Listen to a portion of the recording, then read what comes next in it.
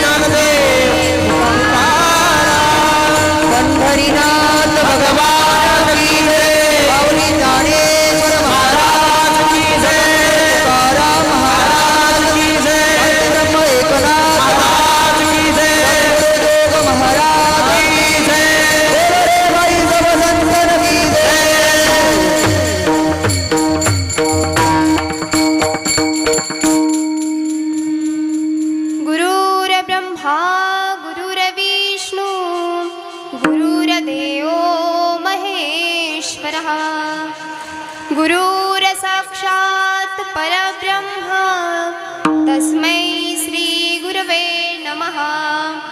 तडिद्वाससं नीलमेघावभासं रमामन्दिरं सुन्दरं चित्प्रकाशं वरं त्विष्टिकायासमान्यस्तपादं परब्रह्मलिङ्गं भजे पांडुरंगा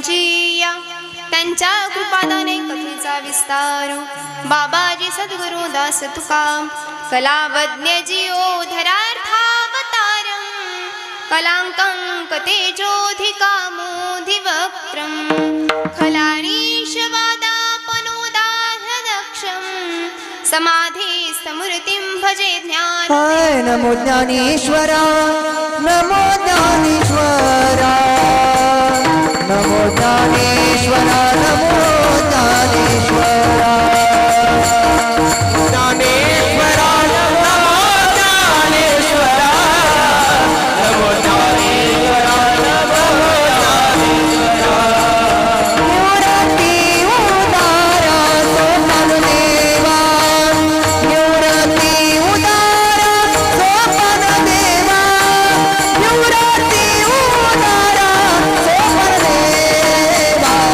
मुक्ताबाई नमो त्रिभुवन पावनी मुक्ताबाई नमो त्रिभुवन पावनी मुक्ताबाई नमो त्रिभुवन पावनी आज प्रयजननी देवानी निवृत्ती उदारा सोपान देवा निवृत्ती उदारा सोपान देवा निवृत्ती उदारा सोपान देवा मुक्ताबाई नमो त्रिभुवन पावनी मुक्ताबाई नमो त्रिभुवन पावनी मुक्ताबाई नमो त्रिभुवन पावनी मुक्ताबाई नमो त्रिभुवन नमो ज्ञानेश्वरा नमो ज्ञानेश्वरा निवृत्ती उदारा सोपान देवा निवृत्ती उदारा सोपान देवा नमो ज्ञानेश्वरा निवृत्ती उदारा सोपान देवा निवृत्ती उदारा सोपान देवा प्रतिष्ठान जिथे प्रतिष्ठान देखा तिथे जन्मला बाळ गुणातीत एका तयाची ये नामे चुके जन्म व्यथा नमस्कार माझा सद्गुरु एकनाथ शरण शरण एकनाथा पायी माता देवीला पायी माता देवीला हो पायी माता देवीला पायी माता देवीला पायी माता देवीला पायी माता देवीला बाहू गुन्हा दोष झालो दास पायाचा बाहू गुन्हा दोष झालो दास पायाचा बाहू गुन्हा दोष झालो दास पायाचा बाहू गुन्हा दोष झालो दास पायाचा बाहू गुन्हा दोष झालो दास पायाचा झालो दास पायाचा हो झालो दास पायाचा बाहू गुन्हा दोष झालो दास पायाचा झालो दास पायाचा झालो दास पायाचा शरण शरण एकनाथा पायी माता देवीला नका बाहू गुन्हा दोष झालो दास पायाचा शरण शरण एकनाथा पायी माता देवीला नका बाहू गुन्हा दोष झालो दास पायाचा शरण शरण एकनाथा पायी माथा ठेविला नका पाहू गुणदोष झालो दास पायाचा मनोजवं मारुत तुल्य वेदं जितेंद्रियं बुद्धिमतां वरिष्ठं वातात्मजं वानरयुद्धमुख्यं श्रीरामदूतं शरणं आइए हनुमंत विराजिए आइए हनुमंत विराजिए आइए हनुमंत विराजिए आइए हनुमंत विराजिए पवन कुमार बधाइए पवन कुमार आइए महाराज विराजिए आइए हनुमंत विराजिए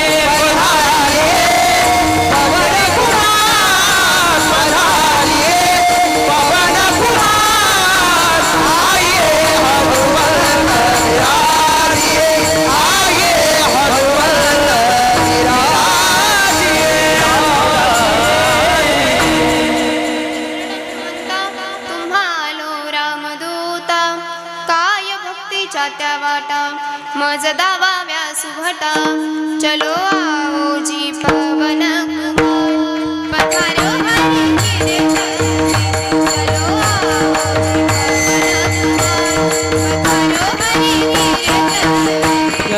आओ जी पवन कुमार पधारो हरि गिरे चलो आओ पवन कुमार पधारो हरि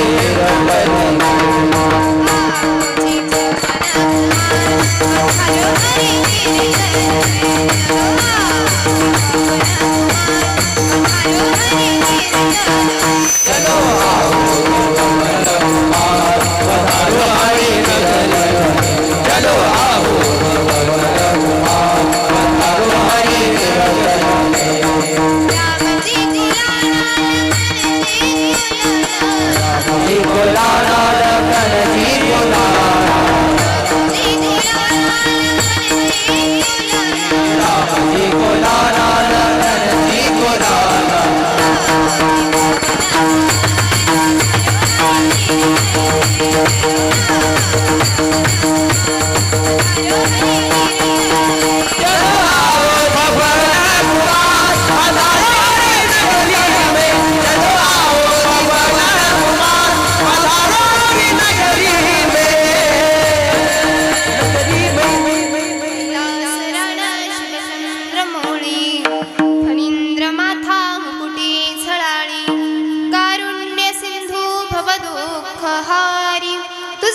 शंभो मज कोण तारी श्री राधा मेरी स्वामिनी मैं श्री राधे जी को दास जन्म जन्म मोहे दीजियो श्री वृंदावन को वास रायगडी मंदिरी वसे माझा राया चरणासी अर्पितो जन्म ही काया जगदीश्वरासी जोडली जाची ख्याती प्रथम वंदितो तुम्हा शिव छत्रपती विठ्ठल विठ्ठल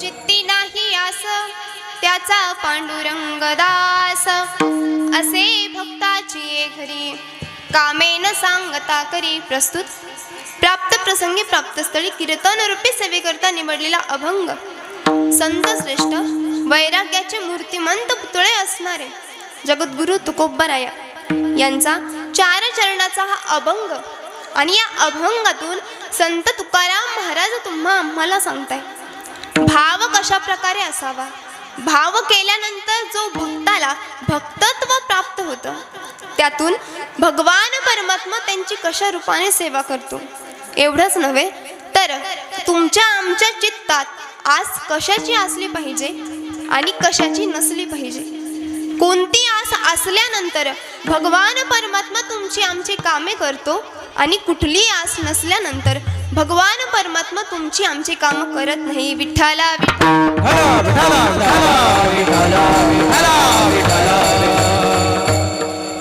या अभंगातून तुकाराम महाराज तुम्हाला आणि आम्हाला फक्त एवढंच सांगतात चित्तामध्ये आस कशा प्रकारची असल्यानंतर तो भगवान परमात्मा आपलासा करून घेता येतो विठ्ठला या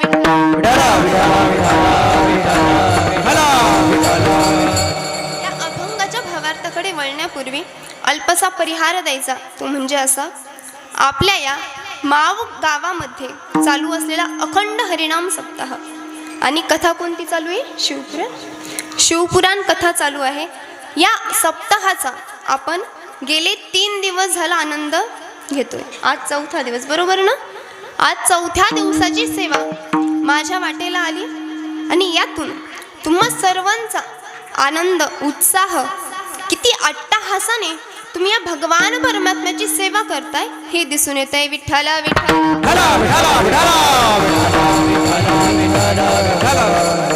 अत्यंत छान प्रकारे तुम्ही नियोजन केलेलं आहे आणि ज्यांच्याकडून मला ही सेवा प्राप्त झाली असे असणारे आमचे नितीन काका असतील आणि कपिल काका नवल हे असतील तसेच आमचे मामा असणारे पांडुरंग सर नवल तेही इथे उपस्थित आहेत सर्वांच्या चरणी त्यांच्या चरणी तसेच आमचे काका असणारे गणेश काका कोल्हे तेही इथे उपस्थित आहेत आणि तुम्ही सर्व संत सज्जन मायबाप तुम्हीही सर्व कामातून वेळ काढून इथपर्यंत आलात.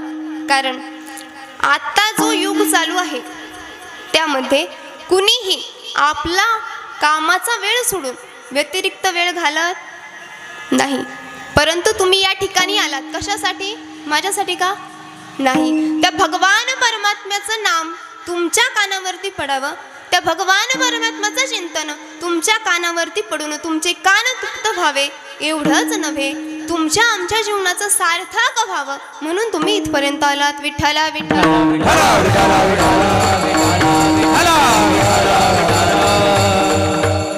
तुम्हा सर्व संत सज्जन मायबापांच्या चरणी नतमस्तक होते. तसेच असणारे विनेकरी बाबा असतील, साऊंड सिस्टीम वाले काका असतील, सोबदार काका असतील आणि सर्व गुणीजन गायक मंडळी असतील. दादांचं नाव करण दादा असतील. अत्यंत छान प्रकारे ज्यांनी आपल्यासमोर चाल गायली असे असणारे करण दादा त्यांच्याही चरणी नतमस्तक. तसेच असणारे समाधान दादा असतील आणि आमच्यासोबत आलेले विवेक दादा त्यांच्याही सर्वांच्या चरणी नतमस्तक होते. आणि आता एक जणाचं नाव राहिले. तुमच्या लक्षात आलं का? कुणाच्या आलं असेल कुणाच्या नसेल. माझे असणारे पती ज्यांच्यामुळे आज मी तुमच्यासमोर इथे उभे आहे असे असणारे परम आदरणीय मुकुंद महाराज काटे त्यांच्याही चरणी नतमस्तक होते. सर्व हे वारकरी जे छोटे छोटे बालक उभे आहेत त्यांचेही एकदा छान प्रकारे आभार मानते. कारण आता जर इथे उभं राहिले तरच त्यांचं कुठेतरी तो भगवान परमात्मा जे जीवन आहे तो सार्थक केल्याशिवाय राहणार नाही. कारण आम्ही आता बघतोय आमची तरुण पिढी कुठे चालली? भरकटत चालली. कारण योग्य मार्गदर्शन जे व्हायला पाहिजे ते कुणाकडून मिळत नाही. असे असणारे उत्कृष्ट बाल कुणी कीर्तनकार असतील, कुणी गायक होणार असतील. आता सर्वांचे आभार मानते. परत एकदा या तुळजा भवानी मातेच्या चरणी नतमस्तक होते आणि माझ्या सेवेला सुरुवात करते. विठ्ठला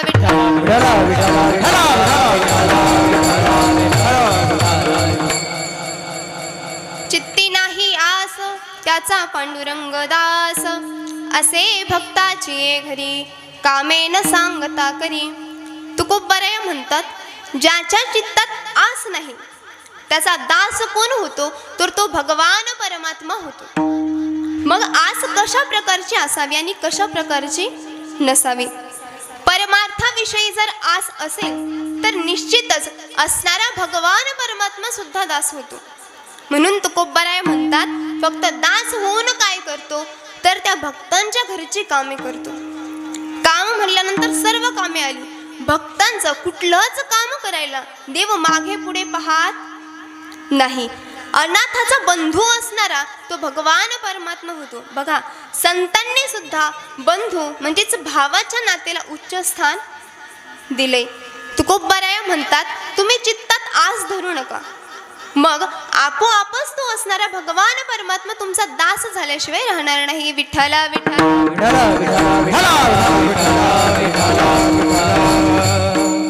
बघा एक तेजस्वी महापुरुष एका राजांच्या दारापुढे आला आणि भिक्षा मागू लागला.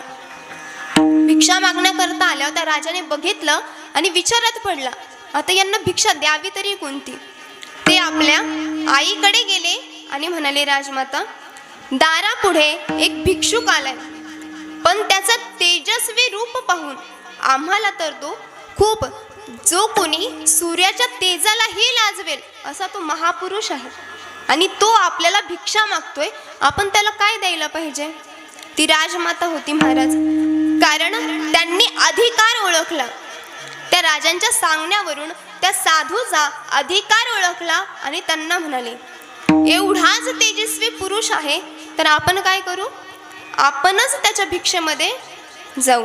आता हे आपल्याला ओळखू आलं असतं का? कारण त्याला अधिकार प्राप्त व्हावा लागतो. अधिकार प्राप्त कशातून होतो? तो आचरणातून होतो. विठ्ठला